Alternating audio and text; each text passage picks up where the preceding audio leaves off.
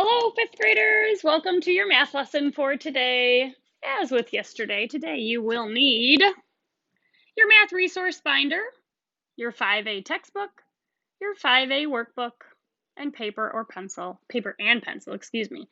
Pause if you need to go get those things. Okay, we're going to be doing a little bit of new, a little bit of, well, old, I guess. So today you're going to be expressing 7 2/3 as an improper fraction and also adding 5/6 plus 7/10. So please pause and work on these warm-up problems and come on back and see how you did. So remember, when we're making an improper fraction, fifth graders, our denominator stays the same. We multiply our whole number times the denominator. So 7 times 3 is 21, plus 2 more is 23. So our improper fraction is 23/3. When we are adding unlike fractions, our first step is to find our common denominator. We saw a couple of problems yesterday that used 6 and 10. Hopefully you remember that our least common multiple is 30. 5/6 equals 25/30. 7/10 equals 21/30. Then we add our numerators. 25 plus 21 is 46. Our denominators do not change. Next step is, if possible, make it proper, which it is possible. You should end up with 1 and 16/30. Our next step is, if possible, simplify, which we can simplify to 1 and 8/15. So you should have gotten 1 and 8/15. How'd we do, fifth graders? We get it? Hopefully this is still coming back to you from yesterday. Particularly because today's lesson is actually going to build off of a lot of the things that we were working on yesterday. So yesterday we worked on adding unlike fractions. So you either took notes with me while we were working, or you went ahead and took some notes after the fact using the image that I had shared. If you did not put those notes that you took into your math resource binder, you want to go ahead and do that. Make sure you do that. That's going to be a useful tool for you, resource for you as you're working through and then coming to quizzes and tests, okay? Similarly, today I have notes again. They're pretty close to yesterday's notes, not exactly the same. So you'll want to get a piece of paper and you can work on these notes with me. Again, remember, pause as you go. You don't need to be furiously trying to keep up. This is a beautiful experience in distance learning that you can pause your teacher. Can't pause me in the classroom, but you can pause me if you need more time as you're working on these notes, okay? So I'm going to flip you around and we're going to get right into today's lesson. So subtracting unlike fractions. Again, this is pretty similar to what we did yesterday, but our first step is going to be different. Our first step for subtraction is, if possible, we're going to make these fractions improper, okay? The reason for this being 1/4 is less than 4/5. So we can't just subtract our fractions, but 1 and 1/4 is greater. So if we make it improper, that allows us to do this subtraction, okay? When we get to mixed numbers for both of these, it might look a little different, but for the starting point, we're going to be making them improper. So step 1, making them improper, this 1 and 1/4 becomes 5/4. 4/5 stays the same. Everything from here on out should look a lot like what we did yesterday. You're going to find equivalent fractions with common denominators. So 5/4 equals 25/20. 4/5 equals 16/20.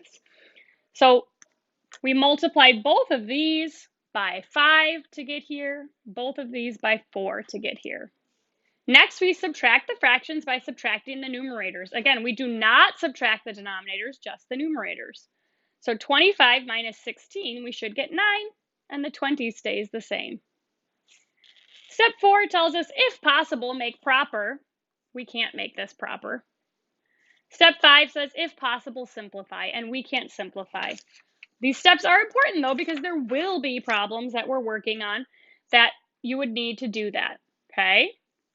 So as with yesterday, or as I just mentioned, I guess, once you have these notes, whether you have them now or you're going to copy them later from the image that's attached to this assignment, you should go ahead and put these notes into your math resource binder as a future reference for you.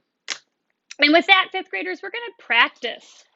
We should be looking at page 59 in your textbook. Okay, page 59 in your 5A textbook. Just like yesterday, we're going to work through some of these together and work through some of them on your own. So as always, you should be following along with me. And like I say, if I have it, you should have it. So with that, number 5 is asking us to subtract 1/6 from 7/8, which is another way of saying, what is 7/8 minus 1/6? So step 1 for our subtraction says, if possible, make these improper. That's not possible. We're not looking at mixed numbers here, so we don't need to do that. So we go on to step 2, which tells us that we need to find equivalent fractions with common denominators. Okay, our least common multiple here is 24. So we're going to find equivalent fractions with 24 as the denominator. So 8 times 3 is 24, so we need to multiply 7 times 3, which is 21. 6 times 4 is 24, so we need to multiply 1 times 4, which is 4. Step 3 tells us to subtract by subtracting our numerators. So 21 minus 4 is 17. Our denominators should not change. Now we check, can we make it proper?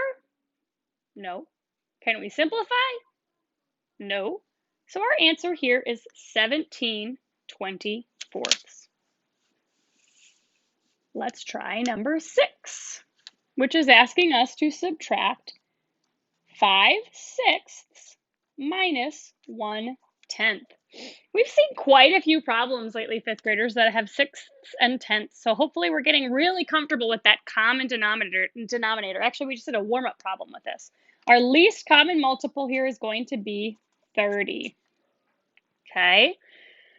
So we want to find our equivalent fractions by multiplying both of these by 5. So we get 25/30. Multiply both of these by 3. Again, I skipped number 1, I'm sorry, but we can't make these improper, so there's nothing to do with that. Now we subtract our numerators. 25 minus 3, we get 22/30. We cannot make this proper, but we can simplify. These are both even, which means they're both divisible by 2. And we get, my paper moved, 11/15. Okay, let's try number 7. I'll flip this around. So 5/6 we're subtracting from 1 and 7/10. So 1 and 7/10 minus 5/6. Step 1 tells us to make improper, if possible. It is possible. This first number is a mixed number, so we can make it improper. So 1 times 10 is 10. Plus 7 is 17. So we have 17/10 minus 5/6. Now we have to find equivalent fractions with common denominators. We're seeing that 10 and that 6 again. Hopefully we're feeling really comfortable knowing that their least common multiple is 30. So we have to multiply 10 times 3 to get to 30. So we're going to multiply 17 times 3. Maybe you do this in your head, maybe not. If not, we just move to the side here and do our quick multiplication. 3 times 7 is 21, with that 2 over here. 3 times 1 is 3, plus 2 is 5. So we end up with 51/30. We're going to multiply both of these by 5 to get 25/30. So now we subtract our numerators. Certainly you could write this vertically over here. I do want to give you a mental thought though. Think about quarters and cents, right? This is pretty close to 50. So 50 minus 25, we know that that's half of it. So 50 minus 25 is 25, but this is 51 minus 25. So our difference should actually be one more. So whether you did your subtraction on the side or did the mental strategy that I just gave you, you would get 26/30ths. Now we check. Can we make it proper? Nope. Can we simplify? Yeah, we can. These are both divisible by 2. 26 divided by 2 is 13, and 30 divided by 2 is 15. All right, as with yesterday, fifth graders, I would like you to pause, do each of number 8 on your own, and once you're done, come on back and see how you did. Starting with 8A, you are asked to subtract 5/6 minus 3/10. They're really giving you these sixths and tenths, aren't they? Okay, our common denominator then is 30. We can't make it proper, so we can go right into finding our equivalent fractions. Okay, 5/6 is equal to 25/30ths.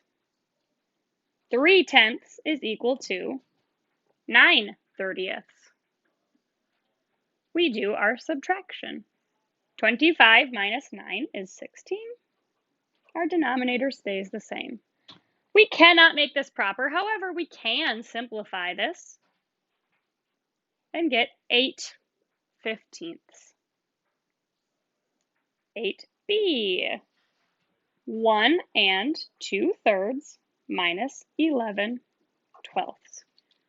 Remember step 1, if possible, make improper. It is possible, right? 1 2/3 is equal to 5/3 minus 11/12. We saw one like this yesterday and in homework as well. We actually only have to change one of these fractions. If you don't need to change both, then we shouldn't change both. So 11/12 can stay the same, and we can change 5/3 to an equivalent fraction with 12. So 3 times 4 is 12, 5 times 4 is 20. Now we subtract. 20 minus 11 is 9. We get 9/12. We cannot make this proper, but we can simplify this. These are both divisible by 3. 9 divided by 3 is 3. 12 divided by 3 is 4. So we get 3/4. Finally, 8C. 1 1/10 minus 5/6. We're seeing so many of these problems with tenths and sixths. All right, step 1, make improper. So we get 11/10 minus 5/6. Step 2 is equivalent fractions. Our least common multiple is 30. So 11/10 equals 33/30ths. 5/6 equals 25/30ths. And we subtract. When we do our subtraction, we get 8/30. We cannot make this proper, but we can simplify. These are both divisible by 2. And we get 4/15. So again, 5th graders, this is a good checkpoint. How did this go? You just did 3 problems on your own. How did we do? Did we get them right? Did we have mistakes that we thought, I figured out what I did wrong? Or did you think, I have no idea how I got something so different from what Miss Burry got? So there's kind of like the point of these lessons, right, is these checkpoints along the way. So this is sort of checkpoint 1. How did we do? If you are feeling great, then this is good to move on to practice. And if you're feeling like this really didn't go well, you can check in with me, check in with Mr. Tomhave, check in with Mr. Reynolds. You can go back and rewatch the video, okay? If you're feeling good, then you can move on to that practice work, which is an attachment here. Remember, you complete the attachment, okay? Check with the key. Again, if you check the work and you figure out your mistakes and you think, I made a silly math mistake, that's one thing. But if you look and everything's wrong and you're not entirely sure why you got them wrong, that's when you absolutely should be reaching out, asking for help, right? Say, this didn't make sense to me. Once you feel good about the practice work, either you did well or you were able to understand your corrections or you went and got help from a teacher, Then move on to this homework assignment, okay? Your homework assignment is in your workbook. You're going to be working on pages 54 and 55, working on subtraction, okay, of unlike fractions, and then you're going to submit a picture of both pages for correction. And as a reminder, these notes that you took should go into your math resource binder as a reference for you, okay? If at any point you are wondering, needing help on not making sense, then reach out to your teachers and ask for help, all right? Good luck.